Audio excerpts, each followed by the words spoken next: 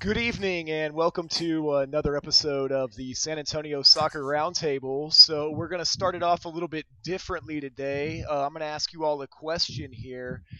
Is it bad luck to wash a scarf due to the smell of smoke after a victory? Jose, we're going to start with you. After the smell of victory, it is absolute bad luck to wash it off. You have to keep it going.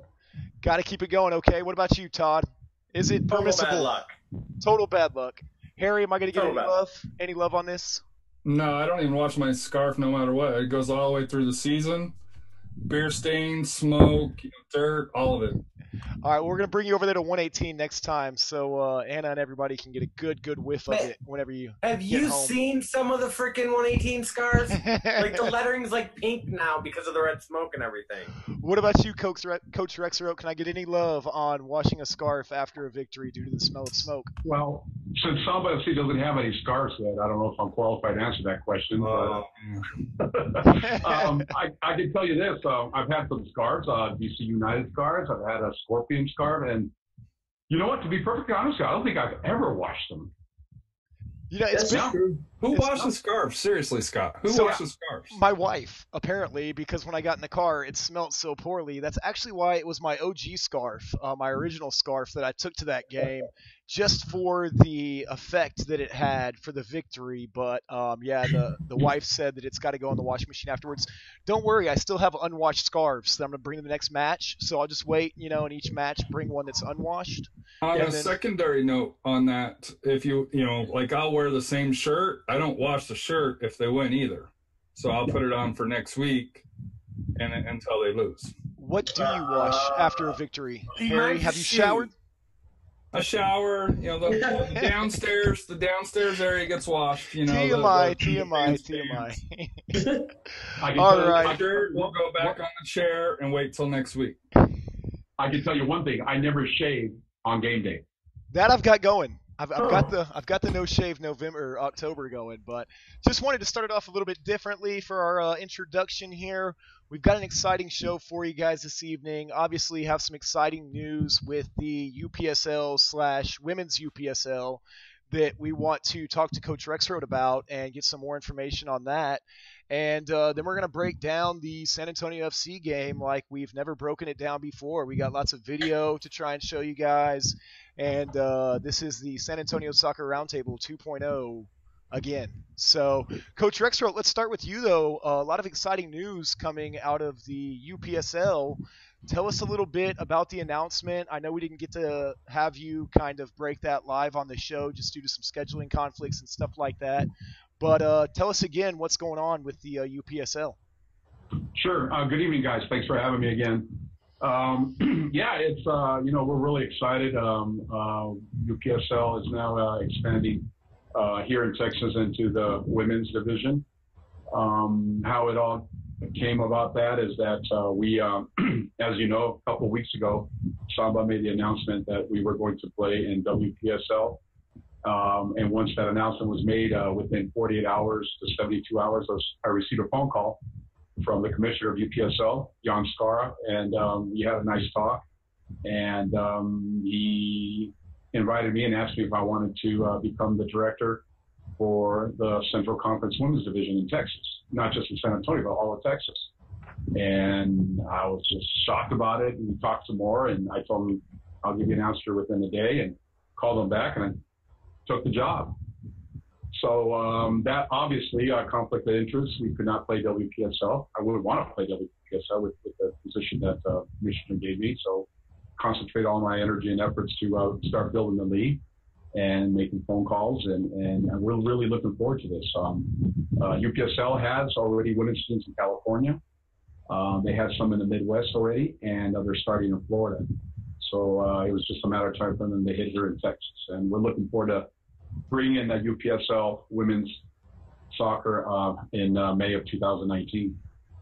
So you're shooting for May of 2019. I know you've got some tryouts coming up in November. We'll get into that here in a little bit. But I think one of the first reactions that we all had, and Todd said it best, was how many hats can one guy wear? We've got the social media director, the coach of the men's program, now with the women's league. Do you see yourself stepping down from any roles? How are you going to balance, or have you thought about that yet? Right now, I was balancing everything out. I mean, also another announcement too. I've been hired to coach the boys team over at Geneva School of Burning. So I start season with them October 15th. So I got my plate full with soccer. I mean, I love the sport, man. You know, and when it comes to soccer, it's everything. So I'm starting to balance things out down the road. I will be getting more staff for the men's team and for the women's team. I will not be coaching the women's team. I will be assisting and handling more things off the pitch. On the general manager side, we will announce our head coach position in 2 days. Once we already announced our press release on for the league, so we will announce the coaching position in 2 days, and this gentleman will take over the women's team for 2019. So, but as far as wearing a lot of hats, it's yeah, I'm doing it. You know, it's got to write things down. You know, a lot of things down to remind myself to do things day by day. But so far it's working. So far it's working okay. How many or do you have any teams committed besides you guys, besides Samba yet? Well, we will be making an announcement, press release for 2 more teams coming aboard. I have spoken to a total of 16 teams already. Okay. We're shooting for 2 divisions. We're shooting for at least 8 to 10 teams in each division. And, you know, try to keep the traveling costs down, have a north and south, just like the men started in spring. And we're looking forward to snowball from there and grow. Unfortunately, I cannot make an announcement of the 2 teams that have already committed once the press release comes out, which is obviously UPSL wants things handled that way. But we wanted to be the first to announce, and we know we're real happy about this. And not only playing for a new women's division with UPSL, but I'm very excited to be the director for this conference and bringing UPSL women's soccer here in Texas. My question is, because on the announcement here, they don't only have Texas, but they also have got Oklahoma, Louisiana, Mississippi, and Arkansas. Is that all of them as well, as far as the Central Conference for the women, or mainly for Texas? Well, the other states that you announced, that is where we're going to be focusing once we finish with Texas. Okay. Then we'll be moving up north, Allen, Oklahoma, and all the surrounding states. We're not looking for to basically have, let's say, 8 teams in Texas, yeah, and then bring 2 teams from Oklahoma or other states. That's not what we're looking for. We're looking for is keep a Texas conference together, and then move up to the other states and do that. But I was told that let's concentrate in my backyard, which is San Antonio, which is Texas, and the commissioner said, hey, let's do Texas first. Once we get that going, then we'll move on to the other states above. So I've got to ask you, Coach, just because, you know, it's my job and I wouldn't be doing it if I didn't, but what would you say to just some of the people out there that feel like, you know, why bring another women's soccer league to the state of Texas versus trying to build something like the WPSL that's already in place? How is this good for women's soccer? Well, for one thing, UPSL is a brand. It's a name. I mean, it's well known for one. It is the #1 pro development league in the nation. We're approaching 300 teams now on the men's side. You know, the league's been together for 6-7 years. With that type of winning formula, you know, obviously we're doing something right there. Bringing the women's a division of UPSL women's here in Texas. I mean, why not? You know, there are other leagues that have opened up here. Things are going well in California. Things are going to go very well up in Florida, and it was just a matter of time for it to open up here in Texas. Texas is to me, it's considered a soccer state. There's a lot of teams, women's teams, and fans that want to see women's soccer. As you know, when the semi-pro teams opened up here a couple of years ago, how they brought their fans in and things. So, you know, UPSL wants to be part of that, and we want to do it right. And so that's the main thing for us. And with the winning formula that they have, why not? So another thing is, you know, the costs are nothing compared to what other leagues are. Our cost right now for the inaugural season is $1,500 for a team to come in. Normally it's $2,000, but we are taking away the $500 fee that is considered a membership fee. That is an annual fee, by the way. So we've decided, we did some talks, and the commissioner and I got together on the phone, and I said, hey, why don't we just kill this $500 fee? Why don't we just put another punch in there? And we brought it down to $1,500. And another thing is too, when I did my homework, I called teams up, and teams that are not playing in other leagues and teams that are playing in other leagues. Their main two things that they talked about was traveling costs are too much when we're traveling, and the fees for the league that we're paying is way too much.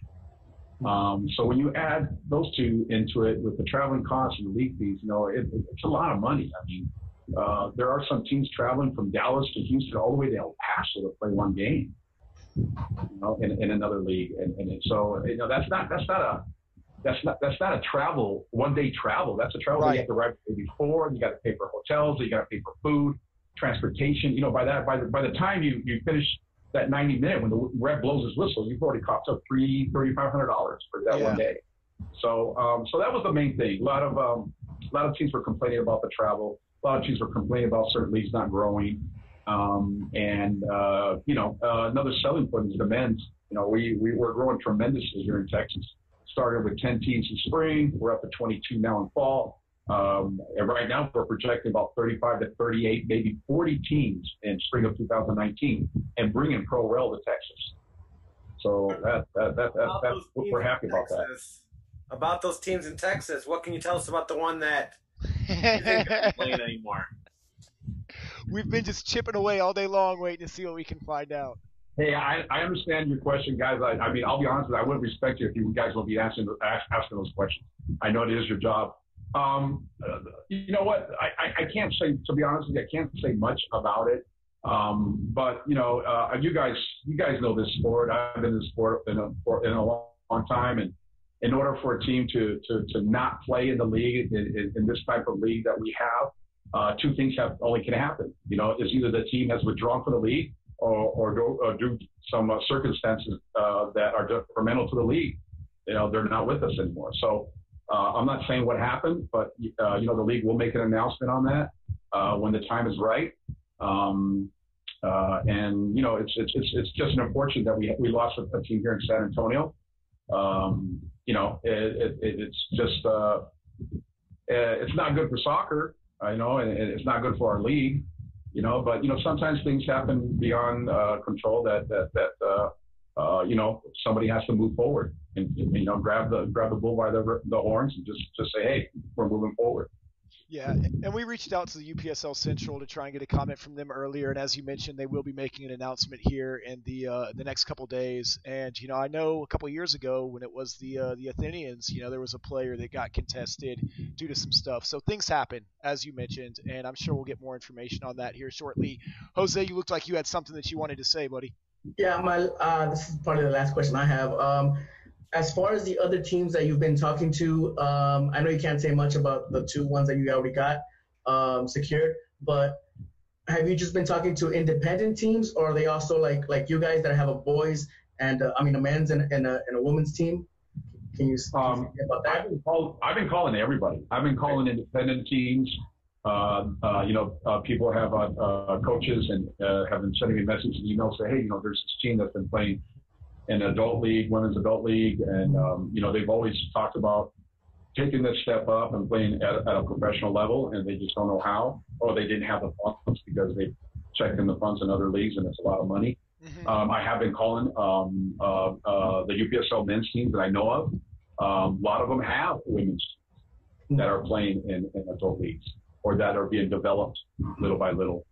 A lot of coaches have told me, hey, when we started our UPSL men's team, we've been getting feedback of girls coming up to us and say, hey, when do you plan to do a women's team? Now that the league is going to open up in 2019, they're going to bring on a women's team. So, where it's basically we're a development pro league. So that's it's a great way for not only our men but for our women to be seen, to be looked at, and it's another path for them to move on up. if certain teams do it properly the right way. And it's a great way for those teams to create another path for local talent in their city. And that's what we're looking for. And that's what we've done it with the men's. It'll never change. And we're going to be exactly the same structure and formula that we have right now for the men's. It's going to be transformed to the women. The only difference is going to be is that the women are only going to play in the summer league, which is during the summertime. The men play year round. Nothing else will change in the Sama FC San Antonio organization. Uniforms, everything, the structure will be the same. The stadium, the place where we practice, is still the same. Does that help primarily with college schedules and stuff like that? Is that why you feel like just doing the summer league is the way to go? No, I briefly discussed it with a commissioner, Jan Skara, about the women going year round. But right now, it's just not feasible for it to happen. Sure. It's from experience, from looking at things, and it's just that a lot of girls love to compete for their high school. A lot of girls love to compete with their club. And then it's if some teams want to bring in some college players. It'll be really tough for the fall season if they're looking at Division college players, or even Division II, Division III. They all play during the fall.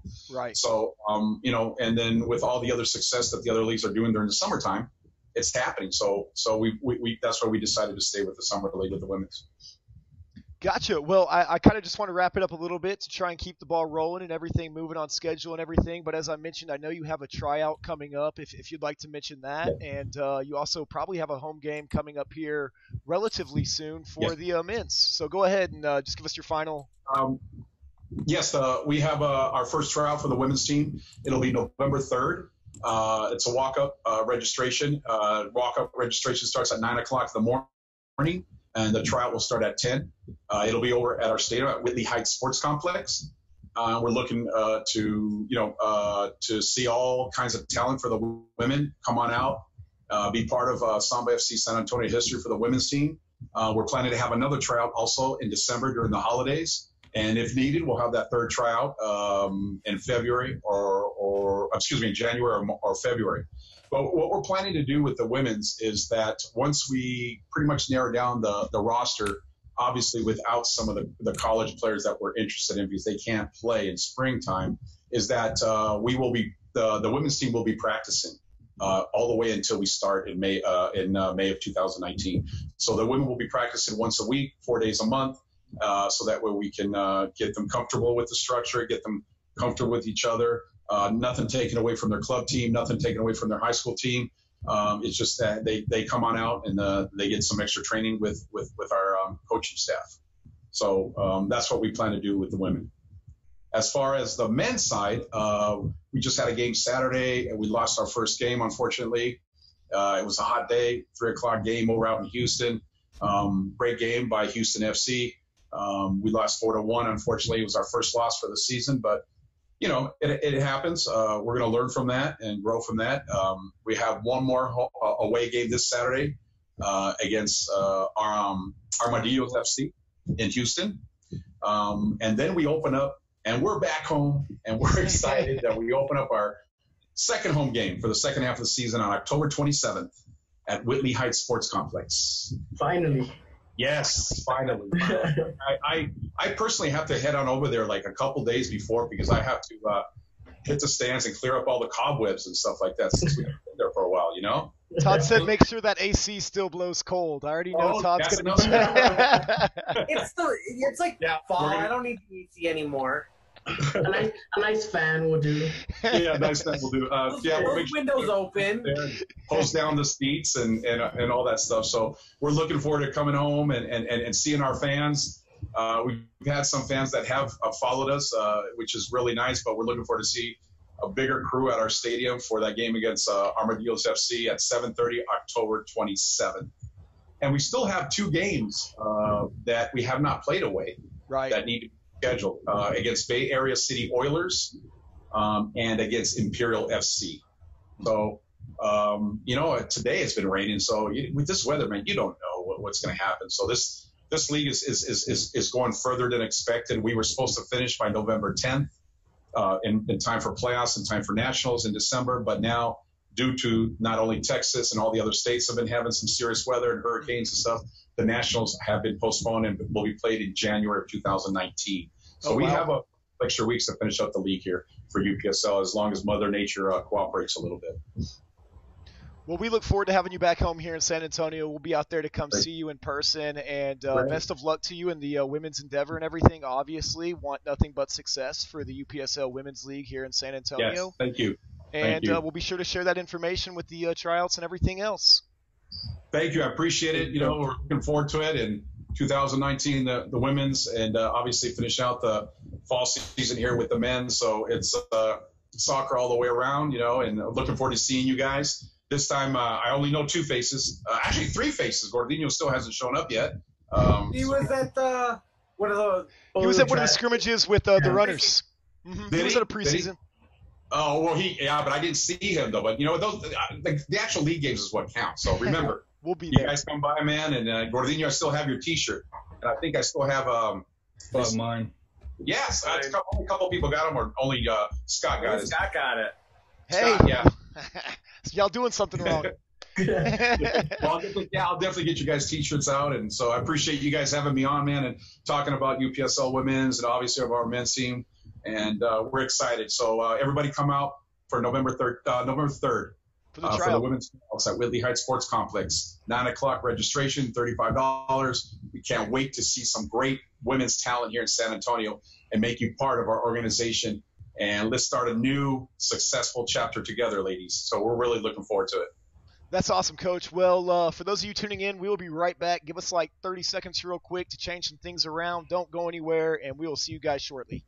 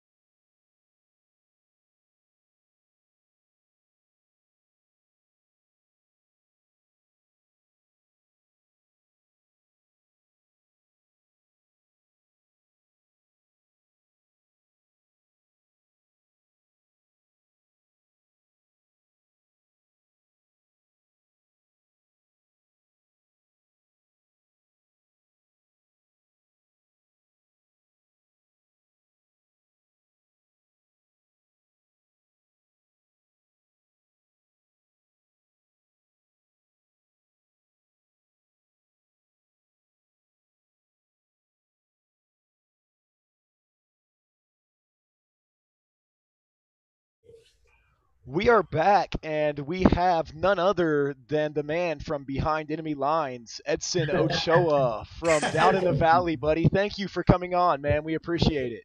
No, thank you all for the invite. Really appreciate it. It's time to talk some South Texas Derby. That's it, man. That's what it's all about. And I know Todd's got some stuff ready for you and everything. We've got a player to watch, a toro to tame, however you want to word it. But, Todd, why don't you go ahead and lead us off, man? We're going to go with the Toro to Tame start. Let's start with the Toro to Tame, buddy. Team captain Todd Wharton. The dude, the whole team runs through him. The offense, he takes the free kicks, he takes the corners. 5 goals, 5 assists so far.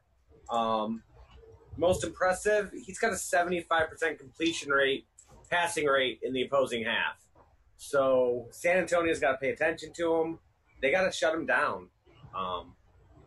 They got some great players on the team. Smalls has been hot lately. But Wharton all year just leads that team. And if he can get free, we're in trouble. Yeah, definitely. It's Todd Wharton is one of those players that we have seen grow ever since 2016 to now becoming the captain of RGVFC, and also, grabbing the attention of the Houston Dynamo, being called up for U.S. Open Cup. I believe he played 90 minutes against NTX Rayados with the Houston Dynamo a couple of months ago. So he's progressed really well. He's really grabbed on to what it means to be the leader of RGVFC. And yeah, like you say, he is pretty much the successor of Charlie Ward in this team. Is that a name that still kind of hurts you guys to mention there? I thought Todd picked him just because of the first name there, but apparently this guy, I was watching his highlight videos. He's something to watch out for. He's second in the team in goals. He's tied for first in assists. He's first in key passes. He's got almost double the next player in key passes. His pass successful rate is 87.5 overall, 75 in the opposing half. The guy's a beast. Yeah, definitely agree. I think this is a player that for the play style that RGVFC and the Houston Dynamo want to implement, he is very, very essential.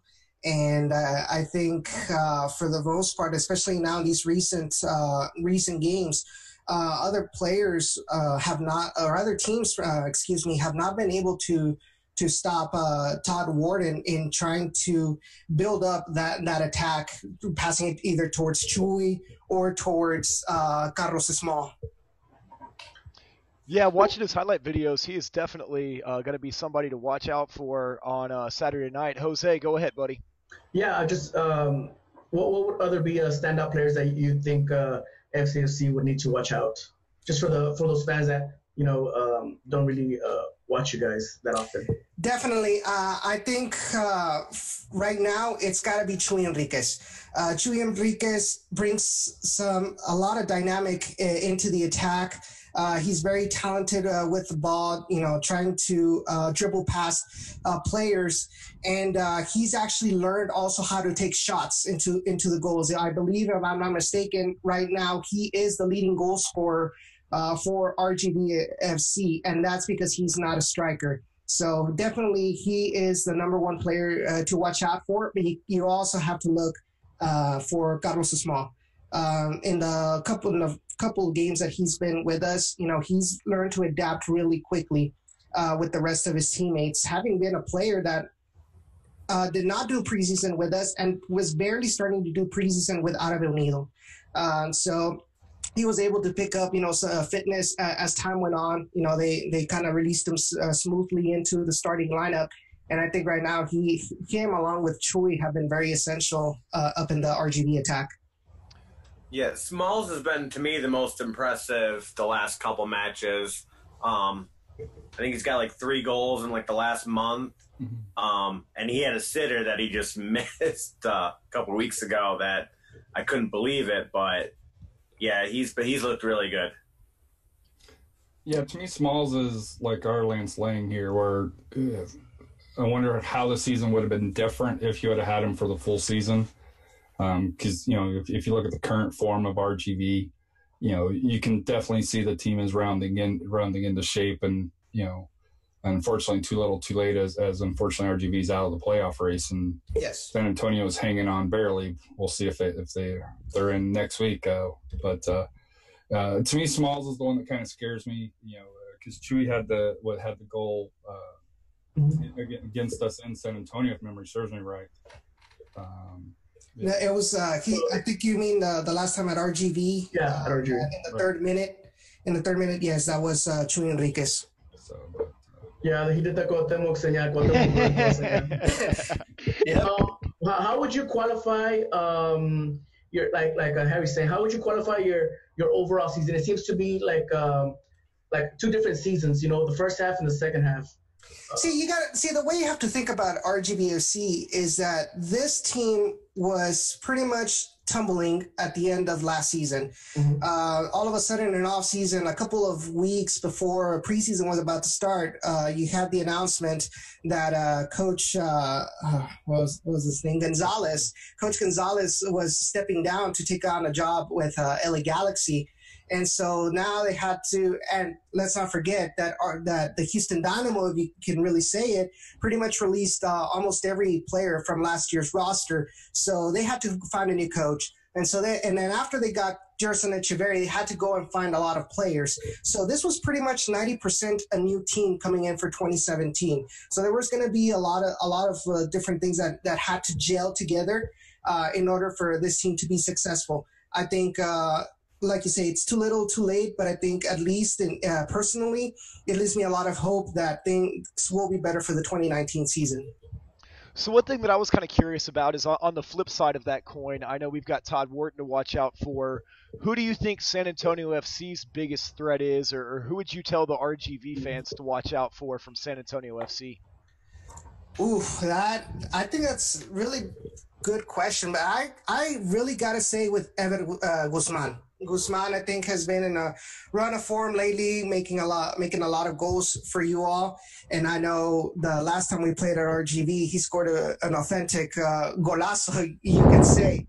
So correct me if I'm wrong, but I believe that was, yeah.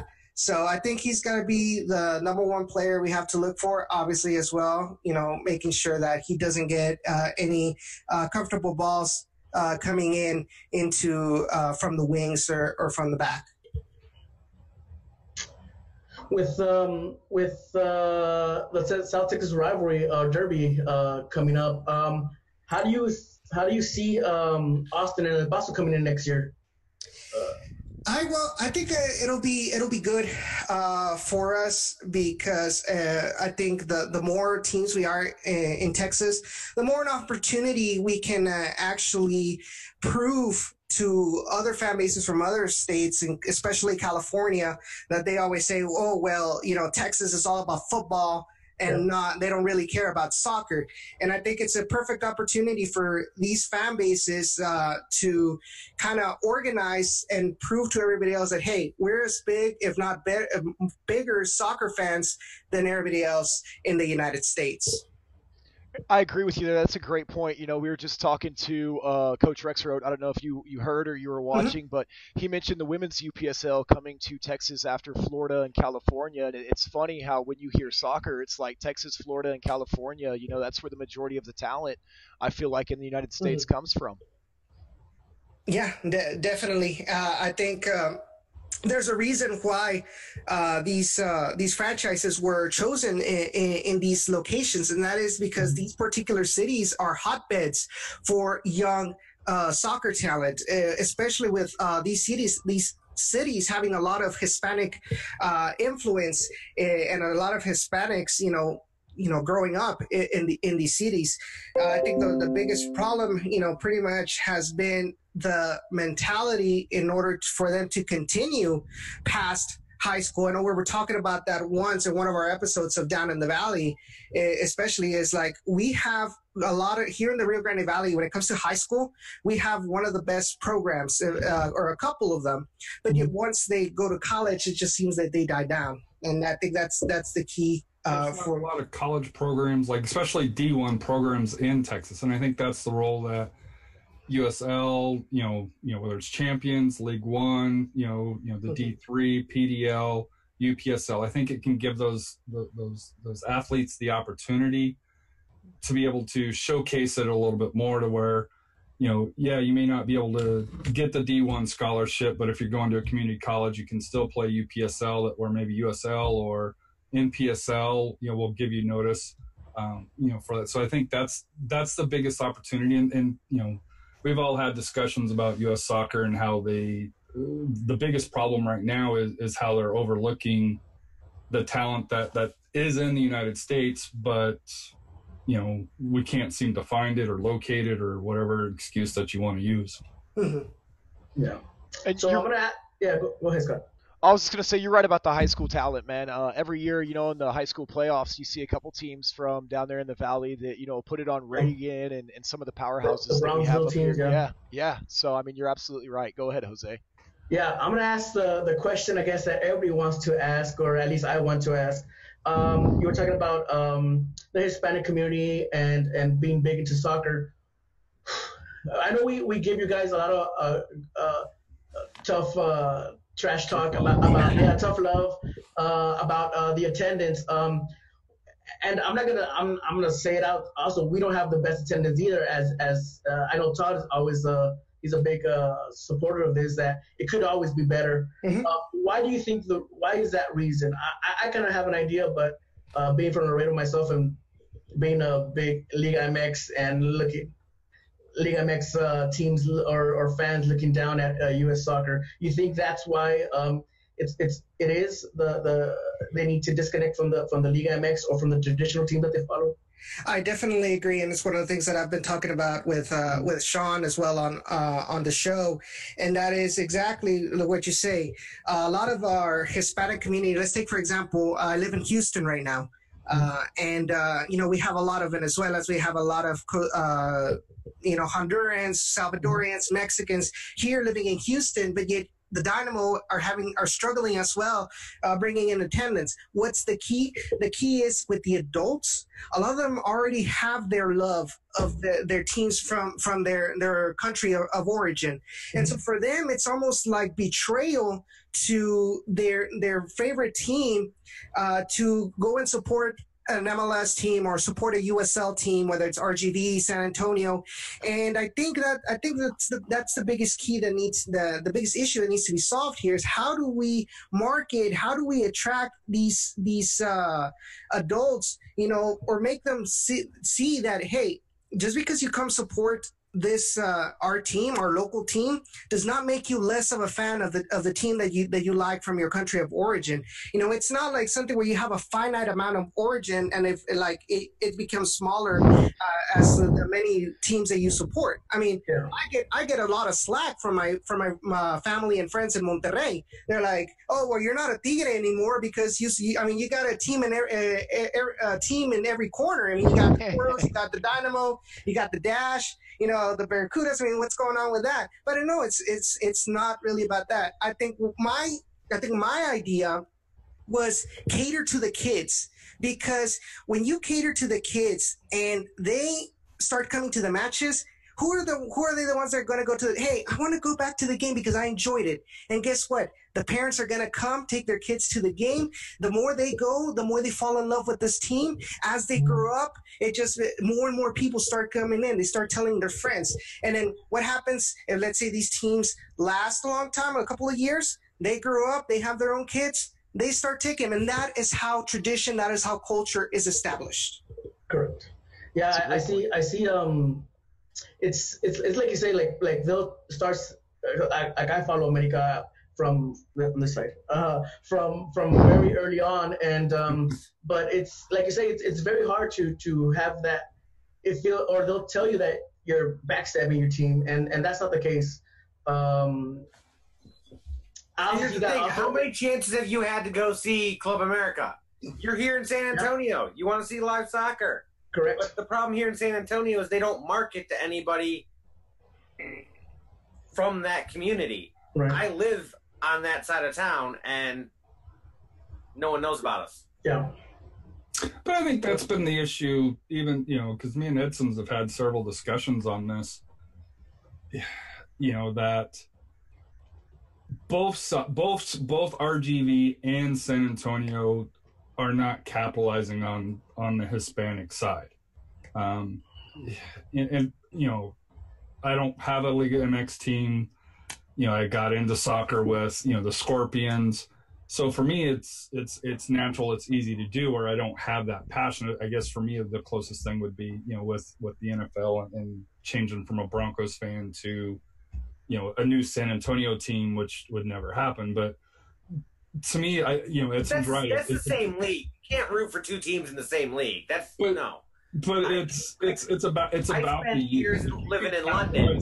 I fell in love with Chelsea as an 8-year-old, but it's not like San Antonio's ever going to play them. I can cheer for San Antonio. But that's the Right. closest thing that you could relate it to. I get where you're coming from, Harry.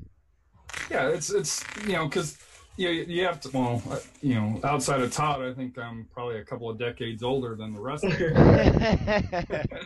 Putting it nicely. So I played one season of soccer as a kid, and that was it. And didn't really give soccer a second thought until recently. So to me, it's about the youth, and the reason why I say it is my son, is all into San Antonio, USL, and then MLS. It's basically in that order, and that's how he's grown up. And I think if you can kind of help break that cycle of, even if it's 2-3 games, and to me, this is where I try to keep up on San Antonio, and I'm assuming, I know Edson and his team with Down the Valley have been on RGV here. Having that player interaction with the kids, with the family, is huge.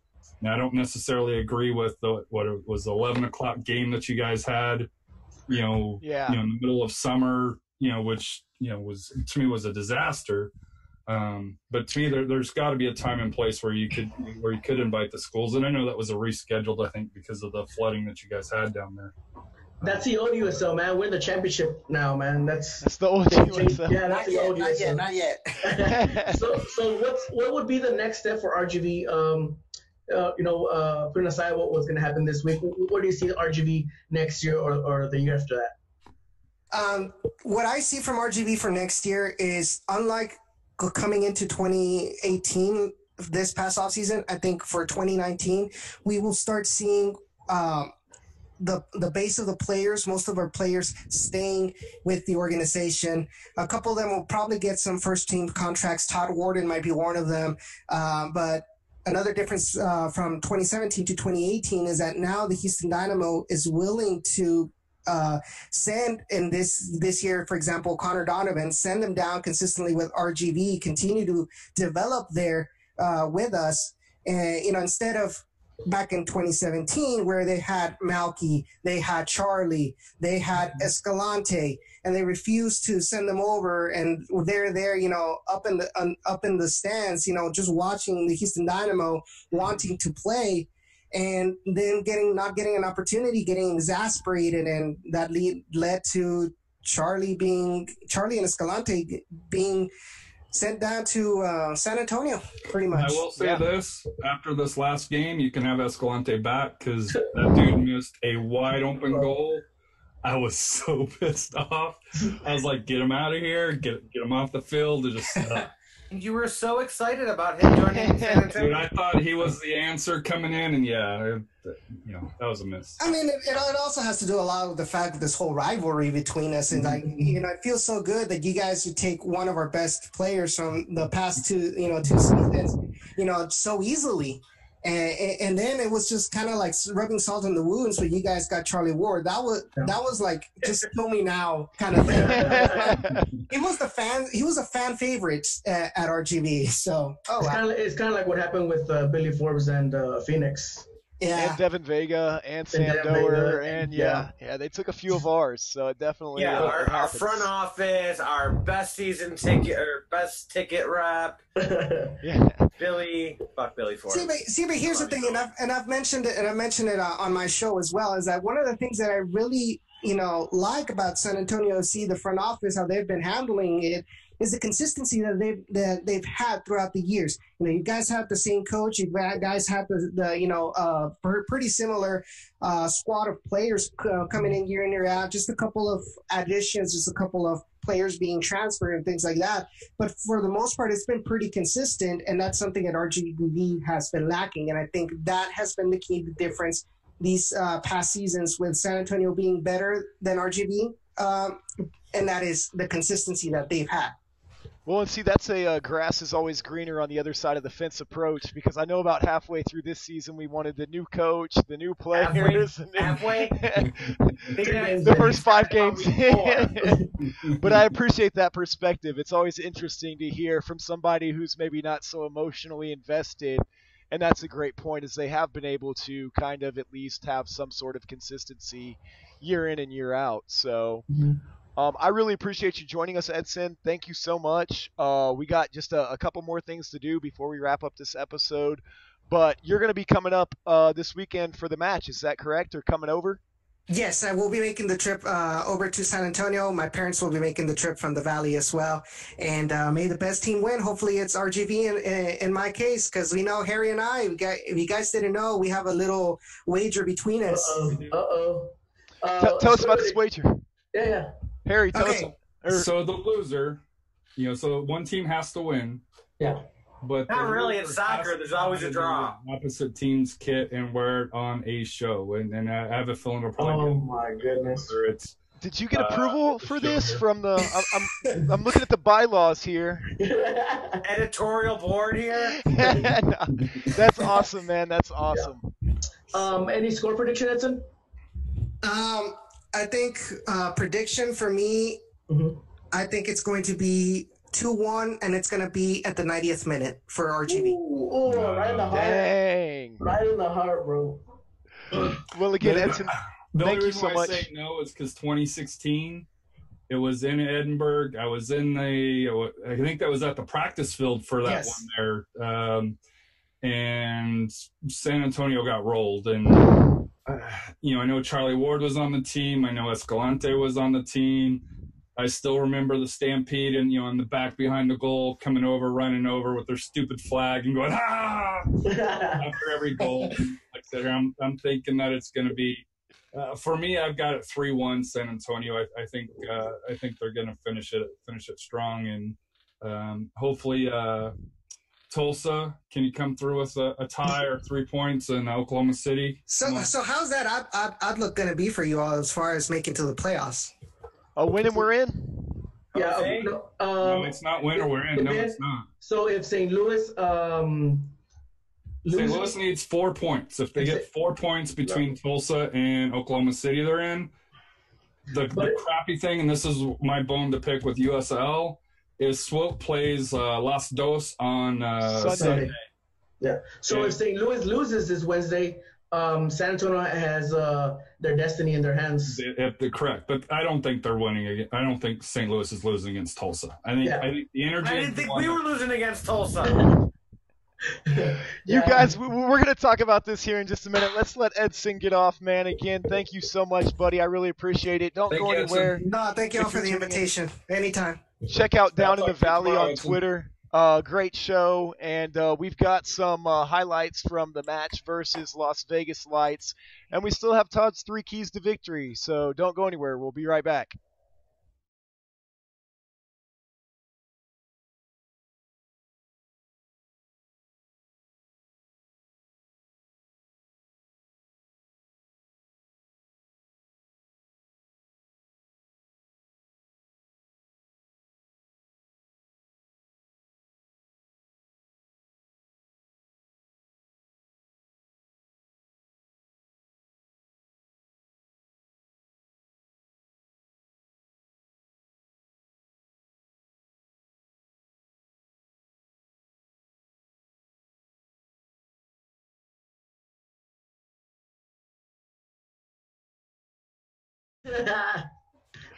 So that was Edson from Down in the Valley podcast. Let me just make sure real quick here that we got the video going. A little error there on my part, and we are back.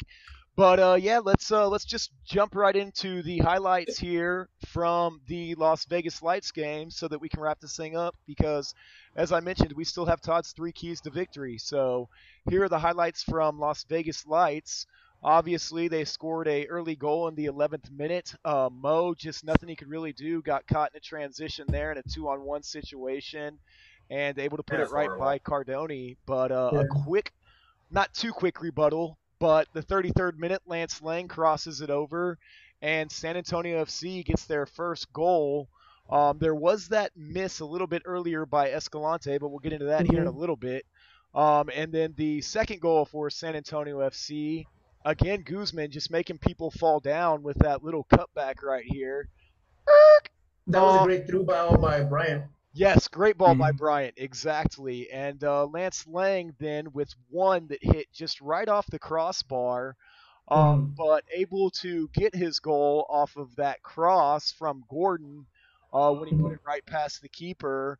And then Lance Lang almost with a second assist on that ball to Gordon when he hit it just clear off the other side. That was so frustrating. So you guys, Jose, I said 4-0. I mean, you look at some of those chances that we had there. Should have been 6-1, maybe 7-1. Yeah. We looked good. I mean, Las Vegas looked bad. There was a ton of space around those guys when they were able to score. But, we came back from being down 1-0, and we did what we had to do, and we proved a point and got the 3 points. But, Todd, what were your thoughts after the match?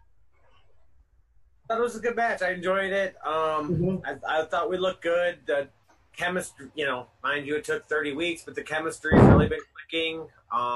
Really, ever since Lang came on, things have looked a lot different. Really not much to complain. The goal that Vegas scored, I thought was horrible. We just got beat. It was a quick counter. It was 2-on-1. Yeah, we got caught. For sure.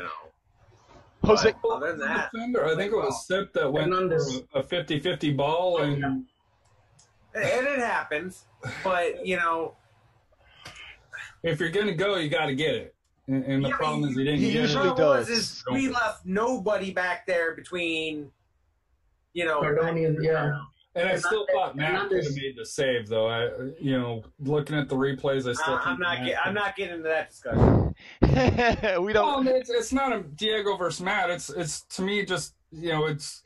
I thought that he could have got a save on that. It's the goal went through and it didn't matter at the end, but. As long as they're both on this club, it'll always be a Diego. Yeah.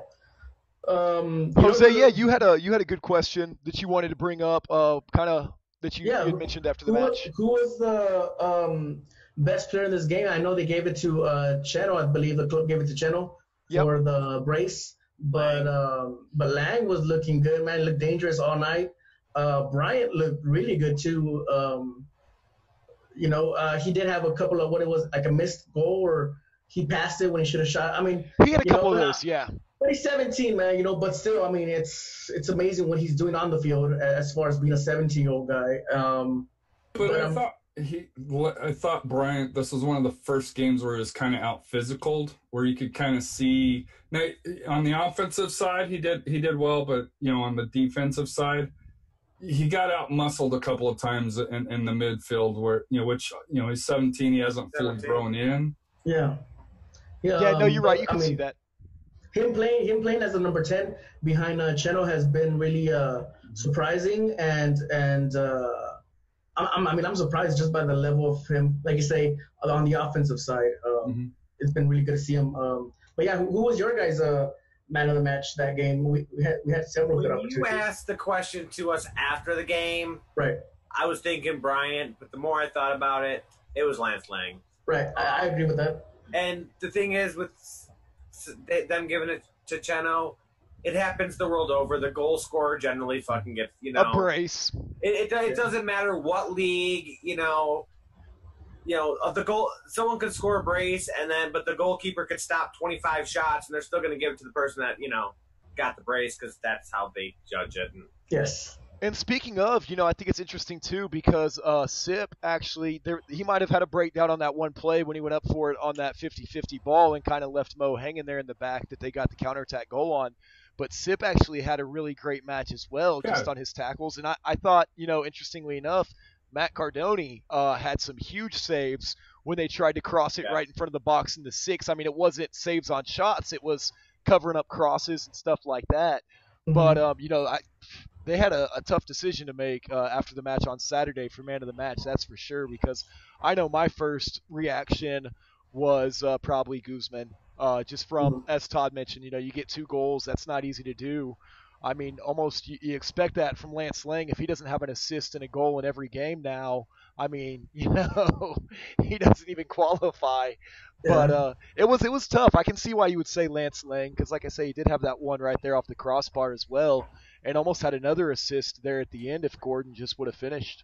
And for me, Lang is more active on the whole pitch. You know what I mean? So he does more. To me, he does more for the overall game Then Cheno, yeah. than Cheno. Yeah. Well, Lang's doing what I was hoping Escalante was going to do in filling that Billy Forbes role, because that's really what he's doing. He came in and he's actually done what Billy Forbes used to do. Yeah. No, he's not. He's doing it better than Billy Forbes. Yeah. Attacking the 5 corners, goals, crossing 5 the ball assists in. what, 8 matches? But you understood the point. Yeah. Semantics. Yeah. Hey, Billy, sorry, but love you. But 5 goals, 5 assists, 8 matches. We also saw Rafa Castillo again. Yep. So I mean, the crowd, I'm not gonna say the crowd because it wasn't that much of a crowd, but The I was fans. disappointed in the crowd. people, yeah, Okay, you mentioned it earlier too, my whole attendance thing. hmm It's semantics. To be in attendance at something, you have to attend present. the event. So you can't say you had 6,000 in attendance if 6,000 people did not attend the event. $6,000 Now, ticket. don't give me that look. Words have meanings, and attendance means you Words attended have something. meaning. Well, I'll say this: I paid for got a an extra dictionary right ticket. fucking I here. paid for an extra ticket so I could get the scarf that's behind me. I got one right there. So, but I can tell you what, my wife sure as hell didn't come to the game. So my extra $20 was she in doesn't attendance count? at the match? Huh? Hey, no, Was she in attendance at the match? No, but she paid for No, it. she wasn't in attendance at the match. Hey, according to SAFC, she has an alibi if she committed a crime because you just buy a ticket and then you were in attendance. It's that Yeah. easy. There we go. We've got our alibi. But Oh, hey, did you guys? And I don't know Word, if you were all this meaning, conversation. attendance. But did you have a problem with SAFC giving balls out to people that had been to every game, not having that announced? Because I even sent a message to my the ticket guy here. I was like, what game did I miss? He's like, well, you didn't go to the July 8th friendly against, whatever Liga MX team. I'm like, it's a friendly. I'm not, I don't take AJ to those games. It's our birthday weekend on there. I was like, I kind of had a big issue where, having that signed ball. But wait, I have a ticket. I was in attendance, so I attended every match. So, but. I didn't even know they did that, to be completely honest with you. I missed that announcement. Was that at halftime? Yeah, they did halftime. The game, the first home game against, what was it, Seattle? They had everybody come out, in the field that had been to, quote, every game and gave them a ball. And it just kind of rubbed me the wrong way because, I missed the Liga MX, and they said I missed one other game, which I don't remember missing, but okay, so be it. But, like I said here, for some of us, that have traveled to Oklahoma City, Phoenix, and RGV, have traveled around to see the places. To me, Pat yourself on the back. to some season ticket members, you should be giving it away to all season ticket members, because they're paying for that seat whether they're there or they're not. Yeah, true. It counts in your attendance poll. So Attendance. Well, it goes back to Todd's point. If you're gonna recognize them saying, "Hey, they showed up to every game, you get a free ball," then why are you counting them in the turnstile section? You can't have it both ways, in the world according to Todd. And I agree with his point. Where's There that should be meaning? numbers. There should be the numbers tickets sold. I have a and the dictionary numbers here that somewhere. people I actually read the show word up. of attendance. Well, let's not turn into an FC Cincinnati podcast here. This is San Antonio FC. That's enough attendance talk for one episode. Todd, do you want to jump in? We just had Edson on from RGV. Didn't want him to see our top secret 3 keys to victory because I knew I'd pass it on to the coach if the coach isn't already watching. But let's go ahead and break it down anyways, man. Give us the 3 keys to victory versus RGV. First of all, I know RGV is near the bottom. They are a lot better than that record. A lot better. They are a very good team. and they are playing really good right now, taking 10 points out of their last 15 possible. So let's not let that record fool you. Plus, those players are playing for a contract. They got something to prove against San Antonio, the other Texas team, South Texas Derby, whatever you want to call it. They're trying to impress RGV. They're trying to impress Houston. So it's not going to be a walk in the park. But first key, we need that winning mentality. It's pretty much the same number one as the last 2 weeks. It is all or nothing. They have to go out and know that they need to win this match. If they don't, our season's over. They get to go home. They get to stop collecting the paycheck. It's all or nothing. Number two, discipline. RGV, like I said, they're good. They know their roles. Each player knows what they're supposed to do. They really do think as a unit. It took them 3/4 of the season to get used to each other, but now that they're clicking, they are on point. And the way they play and their passes, starting back in the defense, going to the midfield, up to the forwards, those connections are excellent. So our defensive mids and our defenders, they need to be on point. They need to be where they're supposed to be. They can't be out of place, like on that first goal, to me, against, Vegas. And no mental lapses, no thinking, we're up 1-0 with 20 minutes left, time to take it a little easy. They'll score on us. They don't give up on the play, and, like I said, they play as a unit. Key number 3. We need to play along the edges. It's something we do well anyways with, Gordon and now Lang. But the wings are the key. We can exploit RGV on the outsides. A lot. They don't give up a lot of goals, and most of them start off from the outside, crossing into the box, and that's how they give them up. So if we can do what we try to do, except we usually can't get somebody in the box, because I don't know, they stop at the 23-yard mark. I don't know, there's like electric dog collar fence there or something. But yeah, we need to play on the wings. Their spine is really good and really strong, but the outsides can be exploited. Well, and as of late, that's been a strong point of ours. So we'll have to look and see if on Saturday we don't get a couple goals that way. But let's get into our final thoughts for this upcoming match versus RGVFC, last match versus Las Vegas, whatever you want. Jose, we'll start with you. Pay attention to the game on Wednesday, the St. Louis game, guys, because that's probably going to determine what kind of attitude the team's going to come out with. If St. Louis wins, it's probably going to be a more of everything on the table. If St. Louis loses, it could be a little relaxed. Although they shouldn't come out like that. I feel, I don't want to say this. I hope if we keep my fingers crossed, but what SAFC team comes out, the one we've been seeing recently, or the one from a couple of weeks ago. But yeah, just pay attention to that game. Watch it, guys, and hopefully we can get some good vibes on our way and get results that we need. Harry, what about you, man? What are your final thoughts? Yeah, so my final thoughts, and this is going to go more from 210 and the Crocketeers. They're doing a care package for deploying soldiers. It's going to be for the Delta Company, 3rd Battalion, 141st Infantry Regiment of the Texas Army National Guard, which is a lot of soldiers from Houston, South Texas, San Antonio, from my understanding. But they're asking for, donations, wet wipes, razors, toothpaste, snacks like jerky, candy, cookies, non-perishable items, books, along those lines. No porno. Small comfort items that,